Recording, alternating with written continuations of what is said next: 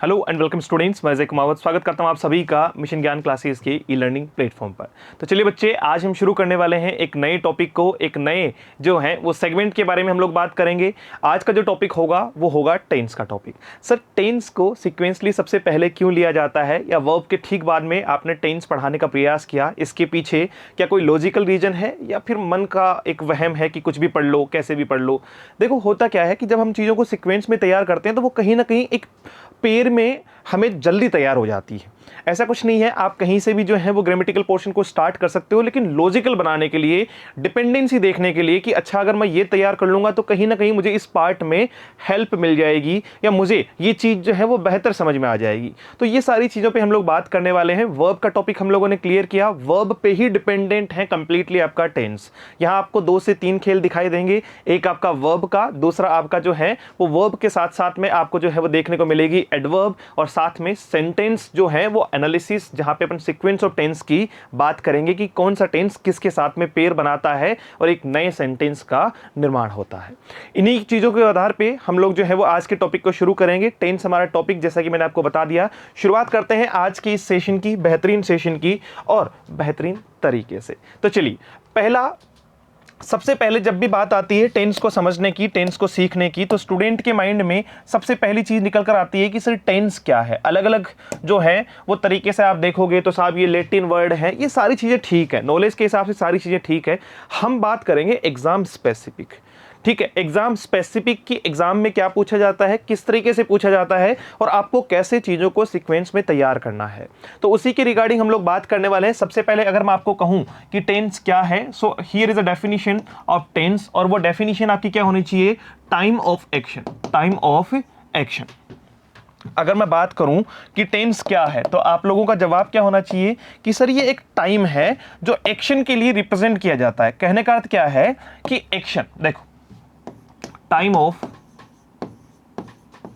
Action, time of action. अब यहां से हमें बहुत सारी चीजें सीखने को मिलने वाली है। सबसे पहले बात करते हैं कि सर टाइम क्या है, और दूसरी बात करते हैं सर एक्शन क्या है।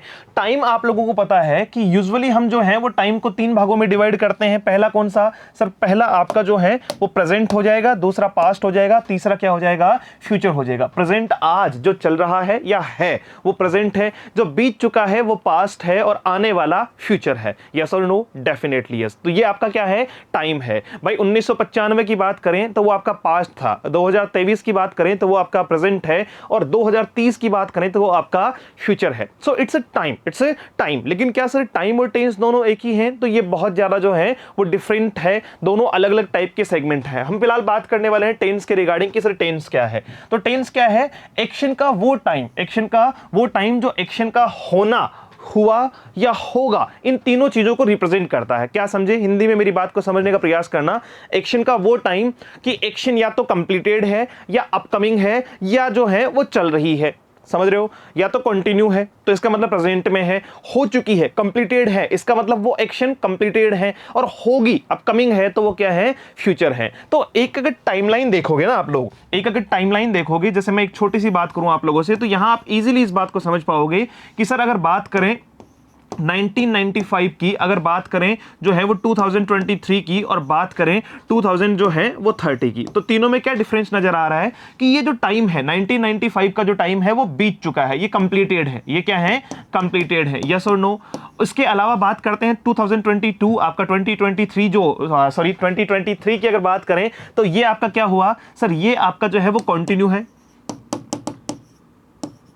ये आपका कंटिन्यू है। और अगर बात करें 2030 की तो ये आपका अपकमिंग है, ये आपका क्या है, अपकमिंग है। So here are 3 type of tenses, 3 type of tenses. अब देखो तीनों में होने वाली एक्शन, तीनों में होने वाली एक्शन। एक्शन अपन ने किसको कहा था, एक्शन सर वर्ब को इतना बेहतर पढ़ा है ना कि अब एक्शन में हम फंसने वाले नहीं हैं। एक्शन में हम वहां समझ के आए थे कि एक्शन जो है वो वर्ब का ही पार्ट है। यस और नो? अब वर्ब का होना, हुआ या होगा, इन तीनों के बारे में अगर बात की जाए तो वो आपकी एक्शन हुई, यानी एक्शन का टाइम डिसाइड करना। भाई मैंने आपको जो है वो वर्ब का टॉपिक पढ़ा दिया है, यस और नो? Definitely yes. तो आप क्या कहोगे? सर इट्स पास्ट, पढ़ा चुके हैं भाई, कंप्लीट हो चुका है, इट्स कंप्लीटेड, इट्स कंप्लीटेड। लेकिन बात करें किसके बारे में कि सर अभी क्या चल रहा है, टेंस का टॉपिक चल रहा है, ये प्रेजेंट है, और आने वाले टाइम पे हम नरेशन, वॉइस और बाकी सारे के सारे टॉपिक्स पढ़ने वाले हैं। तो ये क्या है? फ्यूचर है। ये क्या है? फ्यूचर है। सो अगर टेंस की बात करें तो वो तीन टाइप का हुआ, एक आपका पास्ट हुआ, एक आपका प्रेजेंट हुआ, और एक आपका क्या हुआ?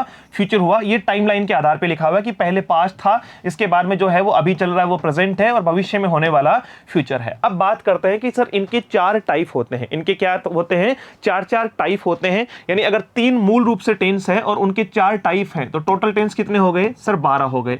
यहां कुछ याद आया? सर ये वर्ड पहले से ही सुना सुना सा लग रहा है। अरे भाई वर्ब में पढ़ाया था, बार बार बताया था कि जब मेन वर्ब की बात आती है, एक्शन वर्ब की बात आती है, तो एक्शन वर्ब के तौर पे, मेन वर्ब के तौर पे आप पांचों फॉर्म को जो है वो इन 12 टेंस में यूज करते हैं, जिनमें से 6 में क्या लगती है? सर वर्ब की फर्स्ट फॉर्म के साथ में आईएनजी लगती है, 3 के साथ में सर वर्ब की थर्ड फॉर्म आती है, 1 के साथ में वर्ब की सेकंड फॉर्म आएगी, और 1 के साथ में वर्ब की फर्स्ट फॉर्म या उसमें एस ईएस या आईईएस का जो है वो दौर आपको देखने को मिलेगा। तो अगर चारों टाइप की बात करें कि सर इसके चार टाइप कौन कौन से हैं, तो चारों टाइप है बच्चे आपके इंडेफिनिट टेंस है, आपका कंटीन्यूअस है, परफेक्ट है और परफेक्ट कंटीन्यूअस है। सिंपल सी बात समझना, अगर मैं बात करता हूं इंडेफिनिट के रिगार्डिंग, ठीक है, ये चारों के पार्ट है, तीनों के पार्ट है चार चार, यानी 3 पार्ट पास्ट के हो गए, 3 पार्ट प्रेजेंट के हो गए, 3 पार्ट फ्यूचर के हो गए। क्लियर? अब देखो फ्यूचर वैसे यूजुअली क्या होता है? फ्यूचर प्रेडिक्टिव टाइम होता है, ठीक है, अनुमानित समय होता है, ना कि हम फिक्स में कुछ कह सकते हैं, ना कि हम फिक्स में कुछ कह सकते हैं। फिलहाल बात करते हैं सर इंडेफिनिट क्या है। इंडेफिनिट क्या है? तो जो चीजें निरंतर है, जैसे सूर्य का पूर्व में उदय होना, सूर्य का पूर्व में उदय होना, मतलब आप इसको कुछ यूं समझिए, पहले इन तीनों को पढ़ लीजिए, आपको इंडेफिनिट का फॉर्मेशन समझ में आ जाएगा। पहले बात करते हैं कंटीन्यूअस की, ताकि ये बात आपको ज्यादा ऑथेंटिक जो है वो तरीके से समझ में आए। सर कंटीन्यूअस टेंस में कौन सा वर्क आएगा? भाई जो चल रहा है, जैसे मैं तुम्हें पढ़ा रहा हूं, तुम लोग पढ़ रहे हो, ये कंटिन्यू है। ये क्या है? कंटिन्यू है। कल हम खेल रहे थे, समझ रहे हो? तो ये क्या था? That was continued. भाई कंटिन्यू टाइम था हमारा, पास्ट में होगा कोई दिक्कत नहीं है, लेकिन कंटिन्यू था। कैसा था साहब? कंटिन्यूअस था। अगर परफेक्ट की बात करें तो जो पूरा हो चुका है लेकिन रिसेंट है, लेकिन क्या है? रिसेंट है। रिसेंट का मतलब अभी अभी कंप्लीट हुआ है, जो काम अभी अभी कंप्लीट हुआ है, तो वो क्या कहलाएगा? परफेक्ट कहलाएगा। वो क्या कहलाएगा? परफेक्ट कहलाएगा। क्लियर? और उसके ठीक बाद में बात करते हैं सर परफेक्ट कंटिन्यूअस क्या होता है। परफेक्ट कंटिन्यूअस वो टाइम है, अगर इसको यूं समझोगे तो आपको ये बात समझ में आएगी भाई कि ये आपका पास्ट था, ये आपका प्रेजेंट है, और ये आपका फ्यूचर है। कंटिन्यूअस क्या कहता है? कंटिन्यूअस कहता है कि भाई जो काम चल रहा है, जो काम चल रहा है, अगर टाइमलाइन की बात करें, टाइमलाइन के आधार पे इस बात को समझने का प्रयास करें, तो टाइमलाइन क्या कहती है? जो काम चल रहा है। जैसे एट प्रेजेंट अगर बात करूं, I am teaching you, I am teaching you, इसका मतलब आई एम टीचिंग यू, ये प्रेजेंट की बात कर रहे हैं। ये किसकी बात कर रहे हैं? प्रेजेंट की बात कर रहे हैं कि भाई एट प्रेजेंट मैं तुम्हें पढ़ा रहा हूं, एट प्रेजेंट मैं तुम्हें पढ़ा रहा हूं। यस और नो? तो सर ये कंटिन्यूअस वर्क है। सर इसके अलावा आपने कहा कि एक परफेक्ट होता है, ठीक है, एक आपका परफेक्ट होता है। वी हैव या I have just completed it. भाई मैंने अभी अभी इसे पूरा किया है, मैंने अभी अभी इसे पूरा किया। अब इस बात को रिसेंट पास्ट को कैसे समझोगे? देखो पास्ट के भी जो है वो 3 सेगमेंट होते हैं, पास्ट के भी 3 सेगमेंट होते हैं। एक होता है पास्ट, एक क्या होता है बच्चे? पास्ट होता है आपका। एक एक वर्ड को समझो आप तो मेरे साथ में।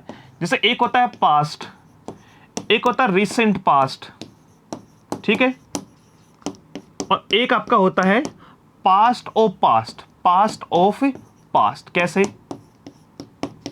अगर ये बात आज ही समझ में आ गई ना, तो आने वाले टेंस में कहीं भी समस्या का जो है वो सामना नहीं करना पड़ेगा। एक होता है आपका पास्ट, भाई काम हो चुका है, कंप्लीटेड है। जैसे किसी का जन्म, जैसे किसी का जन्म, मान लीजिए मैंने कहा कि भाई किसी का जन्म जो है वो 1992 में हुआ, 1992 में हुआ, तो it was past for he, it was past for him, yes और नो? Definitely yes. उसके बाद में बात करते हैं सर रिसेंट पास्ट कौन सा है? रिसेंट पास्ट जो अभी अभी कंप्लीट हुआ है, जो अभी अभी कंप्लीट हुआ है। जैसे आपने पूछा सर खाना खाओगे, मैंने कहा भाई अभी अभी खाया है, ठीक है। आपने पूछा सर ये वाला टॉपिक पढ़ेंगे, तो मैंने कहा भाई अभी तो पढ़ाया है, अभी तो पढ़ाया है। यानी ये रिसेंट पास्ट है जो अभी कंप्लीट हुआ है, जस्ट है, रिसेंटली है, ऑलरेडी है, जस्ट है, रिसेंटली है, ऑलरेडी है। और सर पास्ट ऑफ पास्ट क्या है? पास्ट के भी पहले एक काम पूरा हो चुका था, पास्ट के भी पहले एक काम पूरा हो चुका था कि जब मेरा जन्म हुआ और उससे पहले कोई काम हो गया। जब मेरा जन्म हुआ उससे पहले मेरे पिताजी रिटायर्ड हो चुके थे, उससे पहले मेरे पिताजी रिटायर्ड हो चुके थे। तो मेरा काम पास्ट है, उससे भी पहले एक और पास्ट है। तो जो पुराना पास्ट है वो तो हो जाएगा पास्ट ऑफ पास्ट, पापा ऑफ पास्ट, है ना। और एक हो जाएगा पास्ट, यानी मेरा जन्म ना पास्ट है और उससे भी पुराना एक काम कि मेरे पिता का रिटायर होना क्या कहलाएगा? आपका पास्ट ऑफ पास्ट कहलाएगा। क्या कहलाएगा? पास्ट ऑफ पास्ट कहलाएगा। तभी तो वो बिफोर और आफ्टर वाली कंडीशन बनती है जिसको आप परफेक्ट में तैयार करते हो। अब इसके बाद में बात आती है कि सर प्रेजेंट कॉन्टिन्यूस, मतलब कॉन्टिन्यूस की फॉर्मेशन आपने समझा दी, परफेक्ट की फॉर्मेशन आपने समझा दी, तो परफेक्ट कॉन्टिन्यूस क्या है भाई? परफेक्ट कॉन्टिन्यूस क्या है कि अगर मैं बात करता हूं किसकी रिगार्डिंग, अगर मैं बात करता हूं किसके रिगार्डिंग कि कोई काम शुरू हुआ, जैसे मैं आप लोगों को कहूं कि भाई मैं 2015 से पढ़ा रहा हूं, 2015 से पढ़ा रहा हूं, कहां से कहां तक? 2015 से 2023 तक चल रही है, अभी भी काम चल रहा है। यानी एक्शन का एक पार्ट कंप्लीटेड है, एक्शन का एक पार्ट कंप्लीटेड है और एक पार्ट जो है वो आपका क्या है? ऑनगोइंग है, चल रहा है। समझ रहे हो? तो वो आपका परफेक्ट कॉन्टिन्यूस है। परफेक्ट मतलब पूरा, कॉन्टिन्यूस मतलब चल रहा है। तो परफेक्ट कॉन्टिन्यूस क्या कहलाएगा? यानी एक पार्ट कंप्लीटेड है और दूसरा पार्ट क्या चल रहा है? ऑनगोइंग हो, तो वो आपका परफेक्ट कॉन्टिन्यूस कहलाएगा। ये इस पार्ट में जो है वो मूल रूप से आपको जानना है। अब इंडेफिनिट बच गया, तो इंडेफिनिट आपका क्या हो गया? जो काम मूल रूप से होता है उसके बारे में बात करते हैं। इंडेफिनिट कंटिन्यू है, कंटिन्यूस अगर बात करें परफेक्ट जो कंप्लीटेड है, और परफेक्ट कंटिन्यूस जो कुछ टाइम से चल रहा है, सिंस और फॉर के साथ में, जिसकी अपन बातचीत का दौर शुरू करेंगे। तो फिलहाल बात करते हैं किसके बारे में? फिलहाल बात करते हैं कि सर आपके टेंस जो हुए वो 3 टेंस हुए, जिनमें से आपका 4 पार्ट इंडेफिनिट, कंटिन्यूस, परफेक्ट और परफेक्ट कंटिन्यूस। अच्छा, इसमें अगर बात करें तो वर्ब की फर्स्ट फॉर्म आपको दिखाई देती है इंडेफिनिट में, या तो वर्ब की फर्स्ट फॉर्म या फिर वर्ब की फर्स्ट फॉर्म के साथ में आपको बच्चे दिखाई देगा एस, ई एस या आई एस। ये कुछ कंडीशन में है, ये कुछ कंडीशन में है, ये बात आपको पहले भी बता रखी है, दोबारा भी बता देंगे। कॉन्टिन्यूस में हमेशा क्या आती है सर? कॉन्टिन्यूस में वर्ब की फोर्थ फॉर्म यानी वर्ब की फर्स्ट फॉर्म के साथ में आएगा आईएनजी, आएगा आईएनजी। सर परफेक्ट में क्या आता है? परफेक्ट में आती है वर्ब की थर्ड फॉर्म, और यहां पे भी कॉन्टिन्यूस लगा हुआ है, इसका मतलब यहां पे भी क्या आएगी? वर्ब की फर्स्ट फॉर्म के साथ में आईएनजी। ये तो इनकी मेन वर्ब है, ये तो इनकी क्या है? मेन वर्ब है। हेल्पिंग वर्ब भी तो सीखी थी वर्ब में, हेल्पिंग वर्ब भी तो सीखी थी। तो ये सारी बातों का दौर शुरू करेंगे और शुरुआत करते हैं आज के पहले टेंस की। पहला टेंस आपका प्रेजेंट इंडेफिनिट। सबसे पहले बात करते हैं प्रेजेंट की। प्रेजेंट, अब देखो, अब स्पेसिफिक वे में समझाने वाला हूं, ठीक है। अब जो है वो चीजों को इतना हेडेक में नहीं लेना है कि अच्छा कैसे तैयार होगा कैसे नहीं होगा, यही होगा, सब कुछ होगा। मेरी बात समझो। प्रेजेंट मतलब वर्तमान की बात कर रहा है, अभी जो काम हो रहे हैं या जो अभी अभी कंप्लीटेड है, वो सारे के सारे किसमें काउंट होंगे? प्रेजेंट जो है में काउंट होंगे भाई। रिसेंट पास्ट का मतलब अभी अभी कंप्लीटेड है, रिसेंट पास्ट हमेशा प्रेजेंट होता है, रिसेंट पास्ट हमेशा क्या होता है? प्रेजेंट होता है। वहीं से आपका प्रेजेंट परफेक्ट टेंस बना है, वहीं से आपका प्रेजेंट परफेक्ट टेंस बना है भाई। तो जैसे सबसे पहले बात करेंगे सर प्रेजेंट इंडेफिनिट की, अगर बात आप समझाने बैठो तो आपको 2 चीजें समझनी है। एक आपकी हेल्पिंग वर्ब होती है वर्ब की फर्स्ट फॉर्म के साथ में एस, ई एस या आई ई एस, या वर्ब की फर्स्ट फॉर्म। दूसरी आपकी हेल्पिंग वर्ब होती है डू डज के साथ में वर्ब की फर्स्ट फॉर्म। सीधी बात हेल्पिंग वर्ब की करेंगे, सीधी बात अपन किसकी करेंगे? हेल्पिंग वर्ब की करेंगे। अब देखो, इनकी अगर फॉर्मेशन की बात की जाए तो ये कौन से फॉर्मेशन में आता है? आपका अफर्मेटिव सेंटेंस में, अफर्मेटिव सेंटेंस।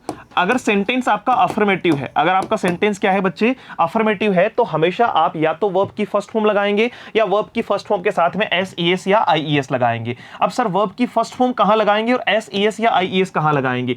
सबको पता है एस, ई एस या आई ई एस तब लगता है जब वर्ब को क्या बनाना हो? सिंगुलर बनाना हो। और आपका वर्ब की फर्स्ट फॉर्म तब होती है जब बात हो प्लूरल नाउन की, बात हो प्लूरल नाउन की। सर डू आता है सिंगुलर के साथ में या प्लूरल के साथ में? सर डू आता है प्लूरल के साथ में, ठीक है। और डज किसके साथ में आता है? जैसा कि पता ही चल रहा है ईएस लगा हुआ है, तो ये सिंगुलर के साथ में।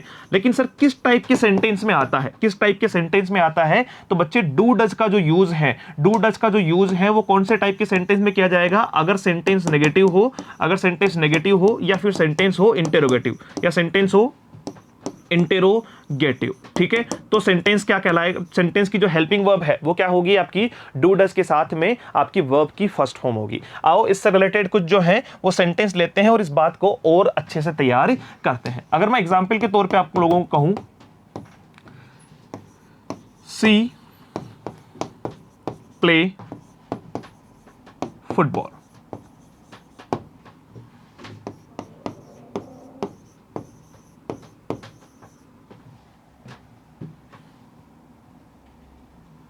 दे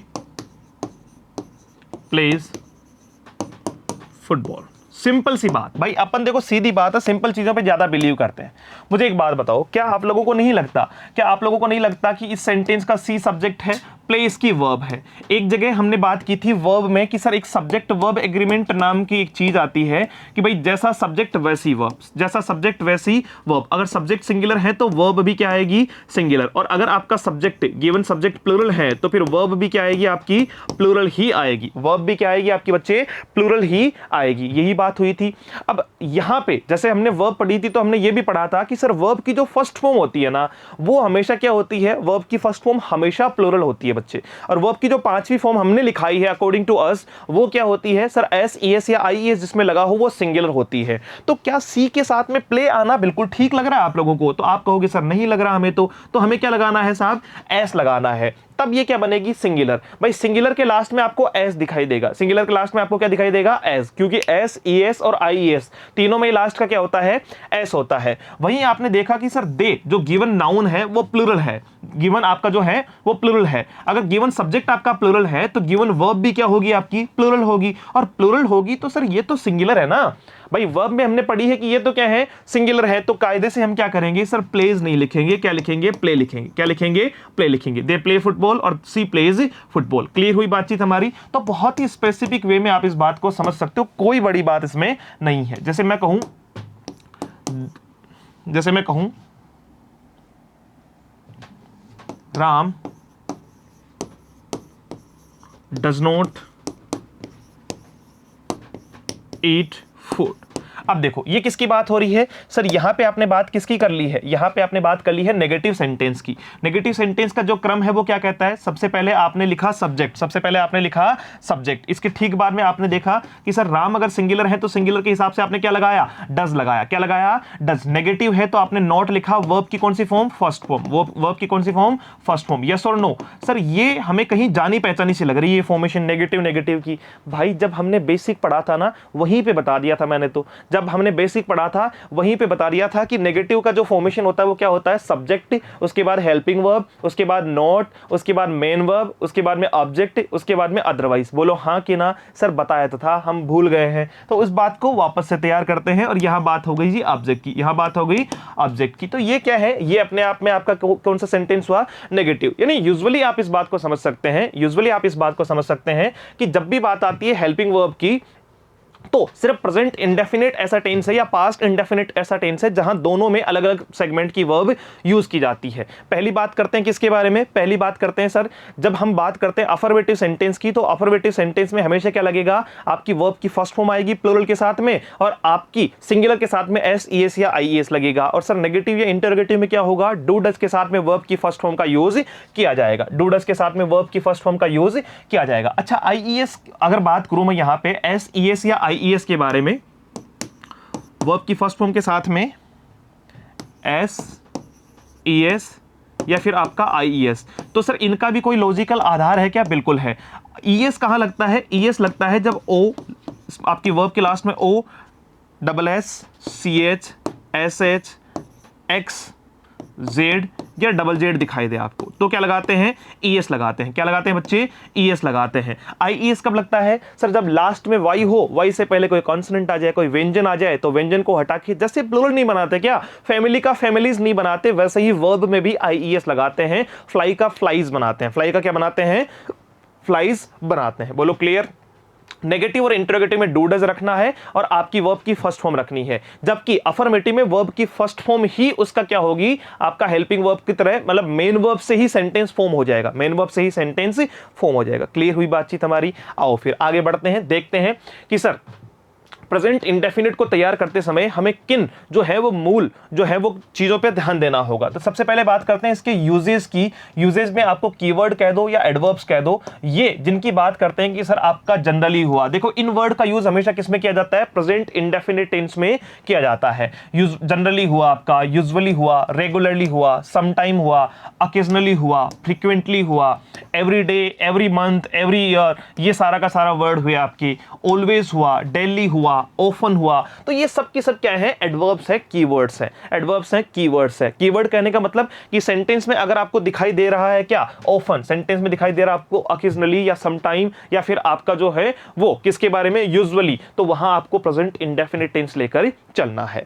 रेयरली, बेयरली, सेल्डम, स्केर्सली और नेवर, ये भी किसमें आते हैं। देखो इनमें से कुछ चीजें क्या होती है, मैं पहले ही इस बात को जो है वो पुख्ता मजबूत करवा देता हूं आप लोगों के सामने कि कुछ एडवर्ब का यूज अलग अलग सेगमेंट में अकॉर्डिंग टू द सेंस किया जाता है। जैसे नेवर की बात करें तो नेवर का यूज सिर्फ प्रेजेंट इंडेफिनिट में नहीं होता, ऐसा कहीं भी कोई किताब में नहीं लिखा हुआ कि सिर्फ प्रेजेंट इंडेफिनिट में यूज होगा। ठीक है, तो ये कहां कहां यूज होता है इसकी बातचीत हम लोग करेंगे, डेफिनेटली इस पे बातचीत करेंगे। फिलहाल नेवर का यूज प्रेजेंट में भी किया जाता है, ये मैं यहां बताने का प्रयास कर रहा हूं। रेयरली, बेयरली, सेल्डम, स्केर्सली और नेवर, कुछ पता चला इनको अलग क्यों लिखा है भाई, इनको जो है वो अलग क्यों कर दिया सर, तो भाई ये नेगेटिव वर्ड है। ये क्या है, नेगेटिव इंपैक्ट वर्ड है।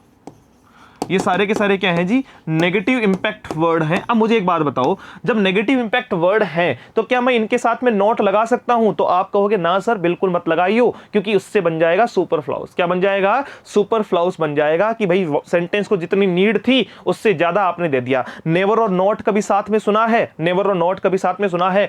अगर नेवर का यूज वहां नेगेटिव इंपैक्ट के तौर पर किया गया है तो फिर नॉट नहीं आएगा, तो फिर नॉट नहीं आएगा। इसका बेहतरीन तरीके से जो है वो इलाज हमें देखने वाले हैं। तो यहां बात हो रही है नेगेटिव इंपैक्टेड वर्ड, मतलब इनके साथ में, इन वर्ड्स के साथ में नोट का आना, इन वर्ड्स के साथ में नोट का आना बिल्कुल भी पॉसिबल नहीं है। बिल्कुल का मतलब कंडीशनली, जब तक ये किसका काम करेंगे, नेगेटिव इंपैक्ट का काम करेंगे। बाकी अभी जैसे अगर बात करें पिछले कुछ एग्जामिनेशंस की, तो 2022 का जो एनडीए था उसमें एक एरर दिया हुआ था, दैट वाज गुड, जहां पे नेवर का यूज नेगेटिव इंपैक्टेड वर्ड की तरफ पे नहीं किया जा रहा था। तो कुछ ऐसे भी क्वेश्चंस आते हैं जहां पे आपको सीखने का प्रयास करना पड़ता है कि यहां ये नेगेटिव इंपैक्ट डाल रहा है या नहीं डाल रहा, या ये नेवर यहां पे इस हेल्पिंग वर्ब के तौर पे यूज नहीं, हेल्पिंग वर्ब के साथ में एडवर्ब के तौर पे यूज नहीं हो रहा, किसी और क्लॉज में यूज हो रहा है। तो वहां क्लॉज चेंज की गई थी, उसी वजह से वहां पे नेगेटिव इंपैक्ट का कोई प्रभाव नहीं आया था। तो फिलहाल बात करते हैं रेयरली, बेयरली, सेल्डम, स्केर्सली और नेवर के बारे में। ये दिखाई दे तो अपन को लेकर चलना है यूजुअल तौर पे प्रेजेंट इंडेफिनिट, यूजुअल तौर पे प्रेजेंट इंडेफिनिट। जैसे she often come late in the class. अब देखो इस सेंटेंस को देखोगे तो पता चलेगा, सबसे पहले सी सब्जेक्ट यस और नो। हमने जैसे ही देखा सर ऑफन लिखा हुआ है, क्या लिखा हुआ है, ऑफन लिखा हुआ है। ऑफ्टन नहीं होता, ये क्या नहीं होता भाई, ऑफ्टन नहीं होता, ऑफन होता है। ठीक है, इसका टी साइलेंट है। टी क्या है जी, साइलेंट है। अब मुझे बताओ इसके अकॉर्डिंग आएगी वर्ब, इसके अकॉर्डिंग आएगी वर्ब। यहां से आपको पता चला कि ये प्रेजेंट इंडेफिनिट है। ये क्या है, प्रेजेंट इंडेफिनिट है। अगर ये प्रेजेंट इंडेफिनिट है, अगर ये प्रेजेंट इंडेफिनिट है तो वर्ब भी प्रेजेंट इंडेफिनिट की आएगी। सेंटेंस अगर अफर्मेटिव है तो क्या लगाएंगे सर, हम क्या लगाएंगे, एस या ईएस लगाएंगे according to the subject, according to the subject. Subject आपका क्या है सर, सी, सिंगुलर है, और सिंगुलर के साथ में वर्ब भी क्या आती है, सिंगुलर ही आती है। यानी कम ना होके कायदे से क्या होना चाहिए था बच्चे, कम्स होना चाहिए था। She often comes late in the class, she often comes late in the class. जैसे हम बात करें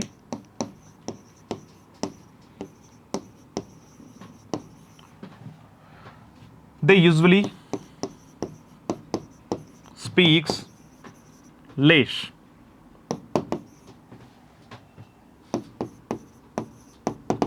in public। अब बताओ देखिए तो क्या कहोगे सर, सिंपल सी बात है, किसकी बात हो रही है, आपने जैसे ही देखा यूजुअली, तो यूजुअली से प्रेजेंट इंडेफिनिट का आपको आइडिया आया। दे आपका क्या है सर, सब्जेक्ट आपका क्या है, प्लूरल है कि सिंगुलर है सर, प्लूरल है, तो आने वाली वर्ब भी क्या होगी, प्लूरल। यहां तो भाई एस लगा हुआ है, एस लगी हुई वर्ब तो प्लूरल होगी नहीं, तो वर्ब की फर्स्ट फॉर्म का यूज करेंगे, ना कि पांचवी फॉर्म का। तो क्या हो जाएगा आपका, they usually speak less in public, they usually speak less in public. तो ये आपका क्या है, आपका कीवर्ड्स कह सकते हैं, आइडेंटिफिकेशन ऑफ जो है वो एडवर्ब कह सकते हैं कि एडवर्ब को आइडेंटिफाई करके हमें टेंस को समझना है, हमें टेंस को समझना है। क्लियर हुई बातचीत हमारी। चलिए आगे बढ़ जाते हैं, बात करते हैं कि सर यहां तक की बातचीत हमें कुछ इस तरीके से समझ में आई कि आपने ये बताया कि टेंस में हेल्पिंग वर्ब क्या है। टेंस को आइडेंटिफिकेशन में सबसे पहले हम चीज क्या देखते हैं कि सर उसमें एडवर्ब कैसे हैं।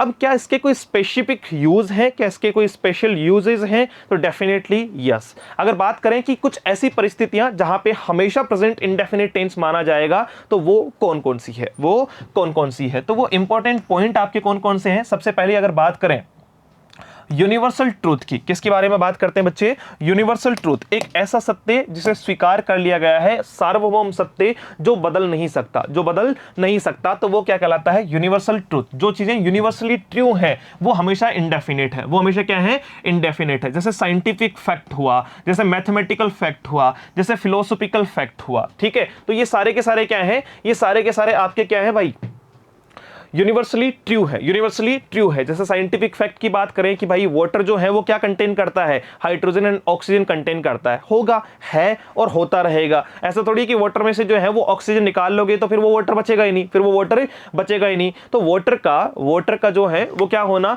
उसमें हाइड्रोजन एंड ऑक्सीजन को जो है वो कंटेन करना क्या है, एक साइंटिफिक फैक्ट है। अगर मैं कहूं कि the earth pulls everything upwards या डाउनवर्ड्स, सर डाउनवर्ड्स, नीचे की तरफ। भाई अर्थ क्या करती है, पृथ्वी क्या करती है, हर चीज को अपनी तरफ खींचती है, जो ग्रेविटेशन का नियम है सबको पता है। तो ये साइंस है, ये क्या है, साइंस है कि भाई कोई भी चीज हो उसको नीचे की तरफ खींचेगी, कोई भी चीज है तो उसको नीचे की तरफ ही खींचेगी। तो ये सारी की सारी जो थ्योरीज है जो साइंटिफिक फैक्ट पे आधारित हैं वो सब की सब इंडेफिनेट है, वो सब की सब क्या है, प्रेजेंट इंडेफिनेट है। मैथमेटिकल फैक्ट की अगर मैं बात करूं कि एक ट्राइंगल में 3 भुजाएं होती है, ए ट्राइंगल हैज 3 साइड्स, तो भाई 3 ही है, 4 करते ही वो ट्राइंगल रहेगा ही नहीं, 4 करते ही वो ट्राइंगल रहेगा ही नहीं। या मैं कहूं 2 parallel lines never intersect each others, ठीक है, 2 समानांतर रेखाएं जो हैं वो एक दूसरे को प्रतिच्छेद नहीं करती है, नहीं काटती है, तो वो क्या है सर, वो मैथमेटिकल फैक्ट है। फिलोसॉफिकल फैक्ट की अगर बात करें तो ऐसी बातें जो आपको दार्शनिकता की तरफ ले जाते हैं कि भैया मृत्यु तय है, सबकी होनी है, ठीक है। जैसे मैं कहूं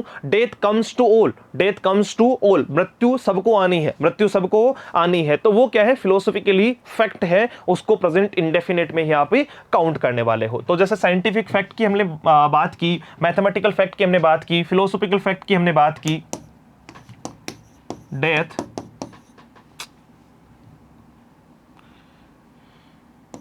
डेथ कम्स टू ऑल, भाई आएगी, ठीक है, लेकिन प्रेजेंट इंडेफिनिट पे काउंट करेंगे। किस में काउंट करेंगे, प्रेजेंट इंडेफिनिट में काउंट करेंगे। तो नाउन अगर आपका जो है वो नाउन के अकॉर्डिंग वर्ब आएगी तो क्या हो जाएगा, कम्स हो जाएगा। मैथमेटिकल फैक्ट भी बता दिया है आपको, साइंटिफिक फैक्ट भी बता दिए हैं। कुछ एग्जांपल, जैसे मैंने कहा ए ट्राइंगल, अब एक ट्राइंगल की बात हो रही है, ट्राइंगल के साथ आने वाली वर्ब क्या होगी सर, सिंगुलर होगी। अब देखो सिंगुलर में भी मैंने आपको वर्ब पढ़ाते टाइम 3 टाइप से बताया है, लिंक करने के लिए भी आता है, पोजीशन के लिए भी आता है और आपका एक्शन के लिए भी आता है।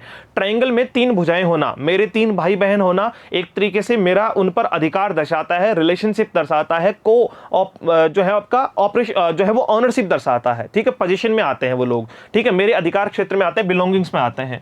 वैसे ये 3 साइड जो है वो किसके बिलोंगिंग्स में आएगी सर, इस ट्राइंगल के बिलोंगिंग्स में आएगी। तो इसको किससे कनेक्ट करेंगे, पोजीशन से कनेक्ट करेंगे। अब ट्राइंगल अगर सिंगुलर है तो आने वाली वर्ब भी सिंगुलर होगी, और हैज सिंगुलर होता है, ये आपको वर्ब में बताया हुआ है। हैव प्लुरल होता है sir, has singular, have plural. तो सर हेड क्या होता है, भाई हेड का कोई अता पता नहीं है, वो दोनों साइड झुक जाता है। कहने का अर्थ क्या है कि हेड जो है वो आपका सिंगुलर या प्लुरल की दृष्टि से नहीं देखा जा सकता, वो किसी भी सब्जेक्ट के साथ में यूज किया जा सकता है।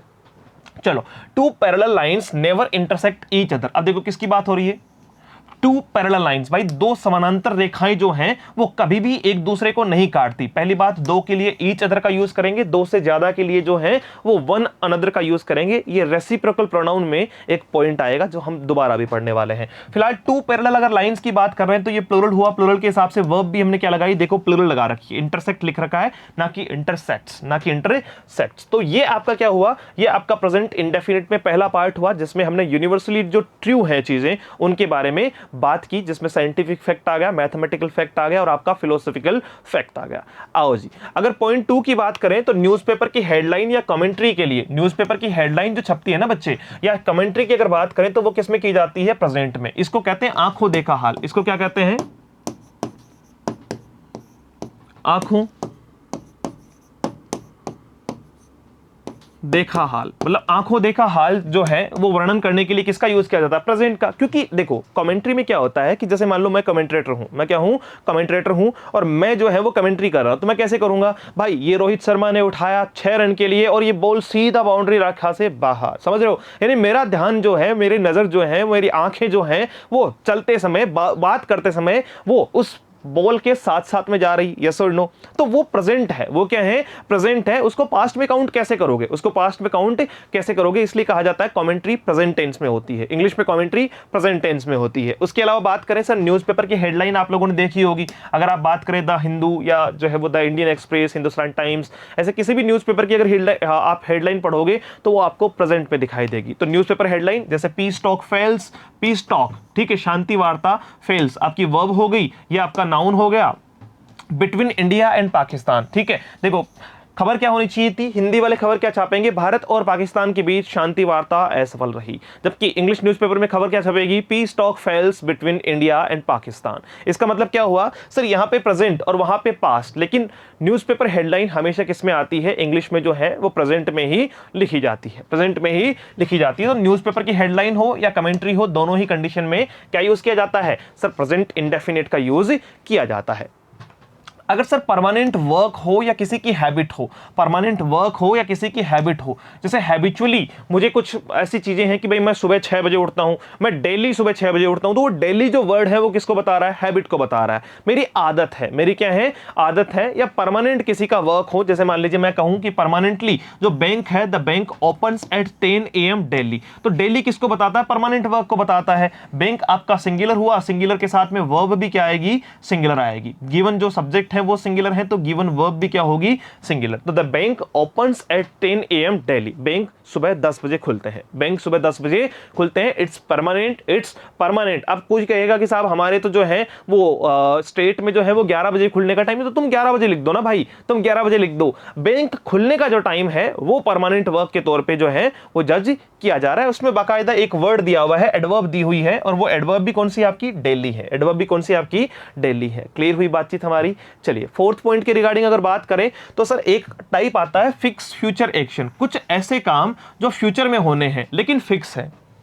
जैसे मेरा मूड, ठीक है सर, गलत कह रहे हो, गलत पढ़ा रहे हो भाई। मूड जो है वो फिक्स नहीं होता है, मूड जो है वो फिक्स नहीं होता है। तो किसकी बात करेंगे? जैसे कुछ ऐसे कार्य जो फ्यूचर में फिक्स है, भाई प्रधानमंत्री का कहीं पे विजिट करना, प्रधानमंत्री का कहीं पे विजिट करना, या बात करें कि भाई एग्जामिनेशंस का कोई जो है वो क्या आना, नोटिफिकेशन आ गया तो उसकी एग्जामिनेशन डेट आ गई, या जिस दिन छुट्टी हुई, जिस दिन छुट्टी हुई, कॉलेज की छुट्टी हुई, स्कूल की छुट्टी हुई, तो स्कूल में जो है वो क्या देते हैं? साथ साथ में एक जो है वो नोट पकड़ा देते हैं कि भैया इस तारीख को स्कूलें खुलेगी, स्कूलें खुलेगी। तो उन स्कूलों का दोबारा खुलना, रीओपन होना, तो ये सारी चीजें आपको किस में दिखाई देती है? आपका फ्यूचर है। देखो टुमारो किसको दर्शाता है सर? फ्यूचर को दर्शाता है। आपका फ्यूचरिस्टिक टाइम है, यस और नो? Definitely yes. लेकिन बात किसकी हो रही है? The PM visits Jaipur tomorrow. PM आपका सिंगुलर है, तो इसके साथ में आने वाली वर्ब भी क्या होगी? Singular. One time one post, मतलब आर्टिकल द का यूज हम कर सकते हैं। The PM, the PM, the CM, the principal, the director, ठीक है भाई। अब देखो किसकी बात कर रहे हैं कि पीएम विजिट करेंगे जयपुर। कब करेंगे साहब? कल करेंगे। तो फ्यूचर क्यों नहीं आया फिर? क्योंकि ये फिक्स फ्यूचर एक्शन है। ये क्या है? फिक्स फ्यूचर एक्शन है। भविष्य में होने वाला एक निश्चित कार्यक्रम, भविष्य में होने वाला एक निश्चित कार्यक्रम क्या कहलाता है? आपका फिक्स फ्यूचर एक्शन कहलाता है, जिसका यूज हम किस में करते हैं? प्रेजेंट इंडेफिनिट टेंस में करते हैं, प्रेजेंट इंडेफिनिट टेंस में करते हैं। अगर बात करें इसके ठीक बाद में एक और पॉइंट की, जो बहुत कम स्टूडेंट्स को ध्यान में है, कि अगर सेंटेंस की शुरुआत में हियर या देयर लिखा हो और सेंटेंस को क्या बनाया हो? सेंटेंस को जो है वो एक्सक्लेमेटरी बनाया हो, या सेंटेंस को क्या बनाया हो? एक्सक्लेमेटरी बनाया हो, तो जो है वो सेंटेंस की शुरुआत में आपका क्या हो बच्चे? सेंटेंस की शुरुआत में आपका हियर या देयर हो और सेंटेंस को एक्सक्लेमेटरी बनाया हो, तो उस कंडीशन में भी आप क्या रखते हैं?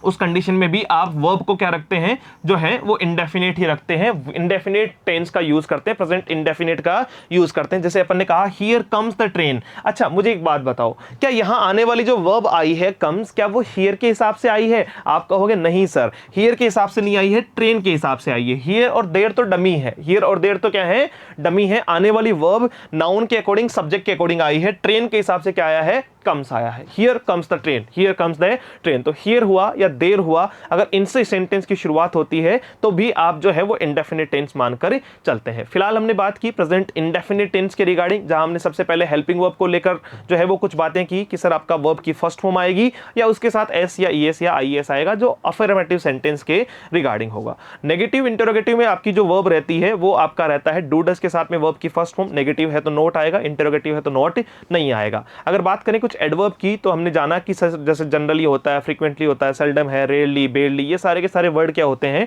प्रेजेंट इंडेफिनिट में यूज किए जाते हैं। अगर बात करें जो है वो important work of present indefinite की, तो वहां हमने प्रयास किया सीखने का कि सर जब बात आती है फिलोसॉफिकल फैक्ट की, मैथमेटिकल फैक्ट की या साइंटिफिक फैक्ट की तो आपका इंडेफिनिट आएगा। कमेंट्री की, न्यूज़पेपर हेडलाइन तो इंडेफिनिट आएगा। फिक्स फ्यूचर एक्शन में इंडेफिनिट आएगा। हियर या देर से शुरुआत हो इंडेफिनिट आएगा, या हैबिट या परमानेंट वर्क हो तो भी आपका इंडेफिनिट टेंस आएगा। तो ये आज की बातचीत का दौर हमने लिया प्रेजेंट इंडेफिनिट टेंस के रिगार्डिंग। नेक्स्ट जो है वो सेशन में हम लोग तैयार करेंगे इससे आगे के टेंस और उसको और बेहतरीन तरीके से समझने का प्रयास करेंगे। होपफुली आपको चीजें बहुत बेहतरीन तरीके से समझ में आई होगी। मेन उन पॉइंट्स पे बात कर रहे हैं जहां से एग्जामिनेशन बार बार क्वेश्चन पूछता है, तो तैयार करें चीजों को। मिलते हैं एक नए सेशन में। Thank you so much, have a great day, see you soon in the next session. जय हिंद।